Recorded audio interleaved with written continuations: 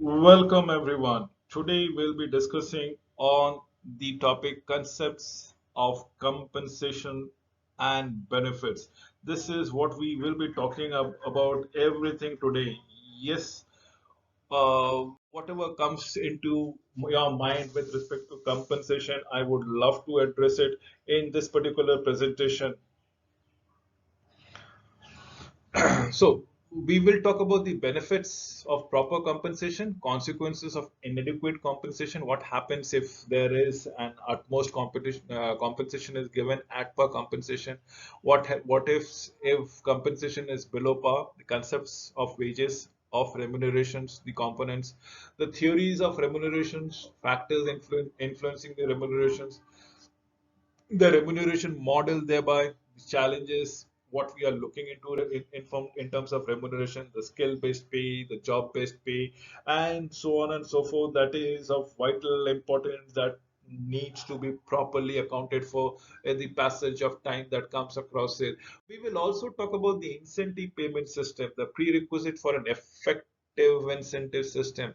Remember, we'll talk about the types of incentive system, the group incentive plans, the incentive for indirect workers, the nature of benefits and services. Remember, benefits as an incentive, types of employee benefits and services, the principles of the fringes that there is all about it. What is that we look forward to, and how do we go about with this kind of benefit as the process comes around. We should be talking about everything as far as the various types of benefits and services that comes around with along with it. So let us understand, why do we talk about and what is the proper advantages of having a proper compensation. Now, basic advantages are to have attract a proper talent. What we are looking to it, if we can attract the proper talent and keep them motivated towards the goals of the organization, is what the incentives would be all about it. Reward performances in case if they are doing exceptionally well, reducing turnovers, and manages compensation budget as on when on basis as the case might be. This is what reducing turnover is all about it. Please ensure what are the benefits. These, if you can, you just cannot negate any of this benefit, as in attracting talent, rewarding them, probably removing attrition altogether, and managing compensation budget thereby. So basic consequences of jobs dissatisfaction is desire for more pay, and this is what we are looking for it in places like it. So we will be talking about more pay as on when on basis, with related to your performances, strikes, grievances. In case these things doesn't materialize, what you do, you end up searching for a jobs. Now this can be with respect to absenteeism and turnovers, as the case might be. Now, if there is a pay dissatisfaction, that means there would be a lower balance towards a job. If there's a lower balance, it means turnover. If on the other hand, if it is a job dissatisfaction, it might lead to absenteeism, psychological withdrawal, poor health, and visits to the doctor get increased by the time you are actually passing off. So concepts of wages. Now, what is the concept of wages? Is to manage your life with dignity, how to go around it. It's the minimum wages, the fair wages, the living wages, the team-based pay, the remunerating professional, attracting employees and expatriates and executives thereby. This is what we are calling around as for the remunerations of wages are concerned. So that is the whole fact about it. Now we should be earning a wage so that we should be meaningfully leading our life in a proper fashion, right? So that's the living wage that we are calling around it, a team-based pay. So probably even in a team there is an optimal disarray as far as the parity of pay is concerned. Probably it can be a motivating factor, and this might lead to dysfunctional teams, remunerating professional contract employees and expatriate and executive, as the case might be. The components of remuneration. Remember, the remuneration need not be only of financial nature. There are certain remuneration which can be non-financial in terms of your probably in terms of your rewards, in terms of your recognition, in terms of your uh, uh, public display of your faith on commenting upon your performances and probably enhancing, supporting, or increasing responsibility or the power to an individually as far as an allocation of resources are to be concerned, having certain fringe benefits which might, let's say, an accommodation might be a fringe benefits, or transport modes of communication will be given by the company. So there is nothing called pay related to it. Anything that is non-compensatory, anything that is non-monetary, sorry, as the case might be. So everything else like wages, incentive, fringe benefit, perquisite, non-monetary benefits comes within these parameters that comes around it. So component of remuneration is both financials and non-financial. So non-financials I've told you about rewards, recognitions, fringe benefit that comes around it. Financials are your wages, incentives, salaries, absolutely that goes around. So components as far as remuneration is concerned, remember the financial benefits are the wages and salary. Let's the number of hours that you put into work. Incentives are the individual plans, the group plans that has been there along it, and then there is something called fringe benefit. Is the provident fund, the community provident fund, or gratuity, medical, etc. Prerequisites of the company card that comes around it as on when on basis, which has been given to you for your own personal usage, the club membership, the furnished house, the stock options. The non-financial, on the other hand, are the challenging jobs. It might be invigorating to you. It might be very much motivating to you. The responsibilities, supervisions, growth, perspective, working conditions, everything that comes around it is what is a part of your remuneration components. Let us understand the theories of remuneration. This is of vital importance. Remember what we are looking into an employees setting the expectations and the goals. Now, this is what the expectations and the goals are all about it. How do we go about it? It is once the goals have been met, we are being rewarded. The performance, the feedback to the employee has been given. In case the employee considers equity and performances, employee sets new goals and expectation nowadays. So theories of remuneration is always going around it. You have a goal, you meet the goal, your performance is rewarded. Now we can have another challenging goals around it. Why? Because this will only enhance the performance of the employees and the organization alike, as the case might be about theories of remuneration, as the case is all about is a reinforcement theory. Reinforcement theories are behaviors that has been rewarded, behaviors which are to be for the foundation stones, and you have been encouraged to repeat that behavior time and again. The positive experiences thereby the behavior is repeated time and again, as the case might be, is the reinforcement theory that comes into it.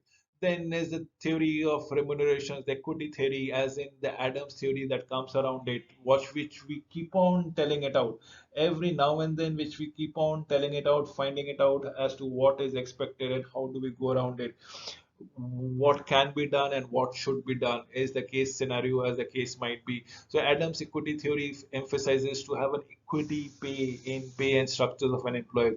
If the employee feel that their efforts are well rewarded, they will put more effort, will be more satisfied with their jobs. In case of inequity feeling, they will be demoralized and dissatisfied, resulting in a lower productivity. So individual equity, internal equity, and external equity, what we are looking into it, the perceptions of fairness, motivations, commitment, and performances, as the case might be. So yes, perception of fairness is an individual equity. What if you're working in a team, it's amount of work that we are doing vis-a-vis the compensation that we are getting it. Internal equity, in the same places, the amount of work which we are doing and the co-workers are doing, and if both of them are getting equal pay, this is internal equity. And external equity is wherein the amount of work that an individual or the team has been doing and similar work when done by a competitors firms, competitors company, are they being rewarded, actually the thing. And that is what is external equity, and this is the perception of fairness that comes around it, keeps us motivated, keeps us committed, keeps our performances oriented, as the case might be all about it. Remember, this is the Adams theory of equity. Then comes the agency theory. In organizations, the employers and the employees, the two main stakeholders, as the case might be. The employers act as the principals, and the employee assumes the role of an agent. Yes, this is what we are assuming around it. The remuneration of employees, the agency cost that comes around it. The principal tries to agency cost, and agent expect to have more and more of such cost that has to be incorporated. The principal should try to choose remunerating schemes that align with its own interest, with an expectations of the agents and the employees, the behavior oriented, be it the merit based pay, the outcome oriented, or the profit sharing basis that comes around with the commission. It is in the organization's employers and employees, the two main stakeholders. The employers acts as the principals and employees assume the role of an agent. Remember, we are talking about the remunerations of the employees as an agency cost. The principal of the agency cost and the agent expect to have more agency cost at the passage of time. So let us understand what are the factors that definitively influence the remuneration. Number one are the internal factors. Before going to the external factors, let us dissect the internal factors. Number one is the organizational strategies. Now, organization might be having strategies of having a lot of employees but at a lower pay scale, or the organization might have a very few employees but a higher pay scale. So it's the strategy of the employees that goes around it. The employees, thereby the quality of employees that comes around it, with the requisite qualification of skills, the job evaluation, how complicated or how mundane the job is, how regular the job is, the performance appraisal that comes around it. And this is what is the internal factor. Let us come to the external factors of the economies and the societies. The economies is how well the economy is well run upon it. You have to maintain the cost of living index. Your salaries, your remuneration should be able to have a dignified life for the employees as an economy. The society as what is being expected. The labor market scenarios, are there over excess of supply or there is a dearth of supply altogether, and based upon the demand you will decide upon the remuneration factor. The cost of living, I've already told it to you, is the labor unions, the bargaining power, the labor unions, the legislation that comes around. And this is what we are looking for, the factors influencing the remuneration.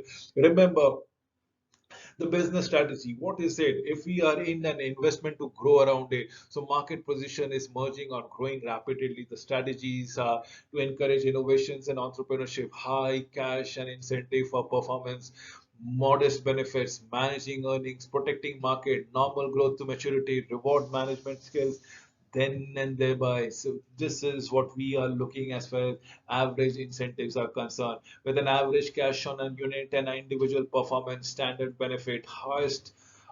You look into it, and that is what we will be talking about it in terms of harvesting earnings, maturity or decline, focusing on the cost control, and below average par. Remember, this business strategy is always a part vis-a-vis the market position and the remuneration strategy. So in an harvest strategy where there is something wherein you are already mature or probably decline, you are basically focusing on cost control. You are not going to splurge on the payments and the things are concerned, whereas on managing earnings would be reward management skills that goes around it. This is what we are looking forward to it. Average incentives with the average cash flow of the unit and the individual performance that has been mentioned out there. So below average cash with few incentives, that too with cost control efforts and standard benefits. With the passage of time, you will come to know how to blend the remuneration part of it. In case when the managing business strategy is to just protect the market, it is almost on the maturity part and normal to growth. It's a reward management basis, is having a high incentivizing with an average cash dollops been given to the performing employees as the case might be. When it is on an invest to grow, it is basically a giving encouragement to the innovations. Probably we are at the stage where we would love to establish a brand, our organization, our company, so there is no dearth or we are ready to splurge in high cash incentive for the performance thereby. So remuneration model can be based on job description, how complicated or normal mundane the job is, about the job evaluations, how do we go about it, with the process as the case might be, with everything that has been in places always at times and things like that. So that is what we talk about in terms of job hierarchy, is where we tell you what to do and what not to do as the process comes around it, lively over a period of time. So pay survey, the pricing jobs is what we are looking into it. Remember, pricing job is under two levels of pay levels and the pay grade that comes around. This is what is the fundamental requirement of the remuneration model. Again, to for refreshing your brains is the job description, job evaluation, job hierarchy, job pay surveys, and pricing of the jobs. So we have the job description, how regular the job is all about it, what is your evaluation, what is the hierarchy in the organization, how complexity the job is all about, what are the responsibility that goes around it, pay survey for similar kind of jobs, what is being offered in the normal market, and then probably you start owning up your payment structure. The challenge is thereby of remuneration. Now, there are many challenges. You need to understand the skill based pay. Certain skills might be rudimentary. Let's say plumbing, for example. In certain economies, plumbing as a job is very much valued upon, and certain economies it might not be fully rewarding. As such, it is all about the perception that goes with the skills. Not plumbing is not rocket science, and still there is something which goes around it as with the parity of the pays are concerned. So monetary and non-monetary rewards is one of those challenges which to be focused upon, which is to be emphasized upon. Salary reviews usually done on a annual basis. There are companies which are actually looking at it on a quarterly basis. Employee participation, the remuneration part of it, the pay secrecy. Yes, this is what has been actually catching up with people, companies, corporate bodies, ensuring that uh, and the payment method, the salary administration is not very transparent. It is very much in opaque and has been expected to keep it that way because the fact that people might get demotivated or motivated on coming to the know-how of what has been administered to them and so on and so forth. So we have the below markets or above market pay factors. At times, there are companies who are willing to pay a premium to the market. We have the comparable worth, the elitism, and the egalitarianism, as the case might be. These are the various challenges of remuneration as the goes around it. Let us understand the skill-based and probably job-based pay. We have the factors which has been listed and the skill-based and job-based. So let's say in a pay structure, it should be on a skill-based, it should be based on the ability, but in the job base should be on the performances wise, right? Similarly, for employers focus, remember this is the employers and not the employees focus. The skill base is the employee carrying out the wages, employee linked to the skill, job carrying the wages, employee just linked to the job. So here it is the skill which has been important to, it is a job which has been important to as such. So the employee who's looking with the skills will get a good salary, but the job, people might demean a job, people might not be wanting that job, people might not actually might be very fond of the job as such. So the employees are like linked to the job. Now becomes the employee focus, skill acquisition for more pay, which the employee would love to go around it, job promotion for a better pay. Now you like to hankel, or should I say climb up the ladder for a better pay. Procedures requirement and the skill assessment and the value skills as the case might be, it is all that is there in the skill based pay, but in terms of job based pay, it is the content of the job which needs to be assessed, the value. Advantages are flexibility, reduced workforce, pay based on values and job and work performed. Disadvantages are cost controls and inflexibility. Thereby, this is what are the disadvantages, and I have just tried to paint a picture for you in terms of pay related as far as skill based and job based are all about it. So let us give you a winding up sessions altogether. We have covered the benefits of proper compensation and what are the pitfalls of inadequate compensation. The concepts and wages have been clearly demarcated. The components of remuneration, we have spoken around it. The theories of remuneration, the factors influencing the remuneration and the remuneration model. Thereby, this is what the challenge is, if there are any, for the remuneration process. With this, I come to an end of this presentation. Thank you for watching this video.